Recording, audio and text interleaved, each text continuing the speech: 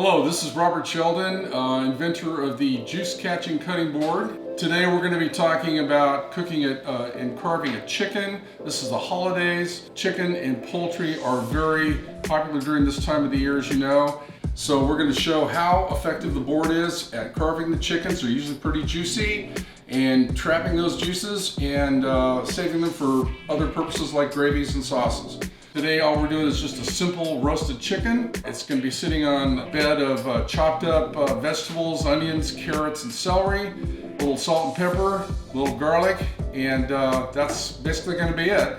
So when I was preparing the bird and preparing the seasonings, first coat the chicken with clarified butter, and then that helps the salt and the pepper and the garlic to stick on it. You also want to season the inside of the cavity of the bird with salt and pepper. And inside the chicken I stuffed with a couple of garlic cloves cut in half and some lemon. So that'll give us a nice garlicky lemon chicken. Once the chicken has been seasoned, then you take the drumsticks and you tie them together with butcher's twine. That helps the legs cook evenly. If they're out to the side, they won't cook evenly, they'll burn faster. Inside the casserole pan, chop up the vegetables. Your onions, your carrots, your celery, and put them in there, and then you just set the chicken on there, and that's it.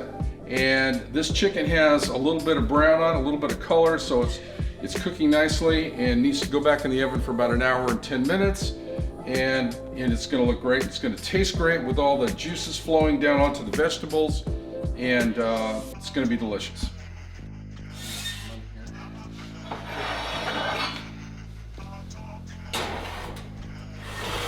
So once the cooking process with the chicken has been completed, you have to let it rest for at least 30 minutes so that all the juices will be retained and they won't run out. Prior to carving the bird, you want to get your cutting board and make sure it's clean first before you use it to carve your chicken. Let's see how we did. Oh, it looks awesome. There we go.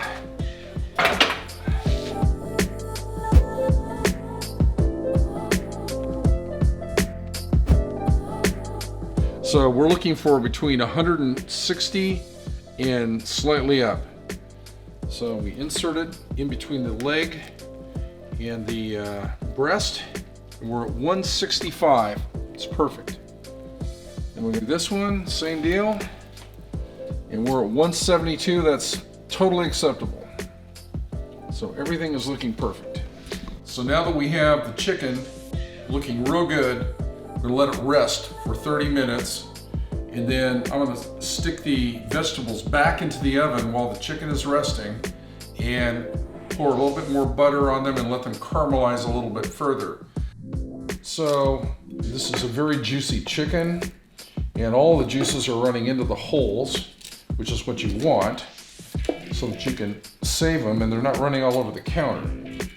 And that's the whole objective of this cutting board, is to have the ability to carve your chicken, carve your turkey without making a huge mess doing it. Okay, so let's check out the juices that have been captured by the pan underneath. So let's pull this out and see how we did. Oh yeah, lots of juices in there.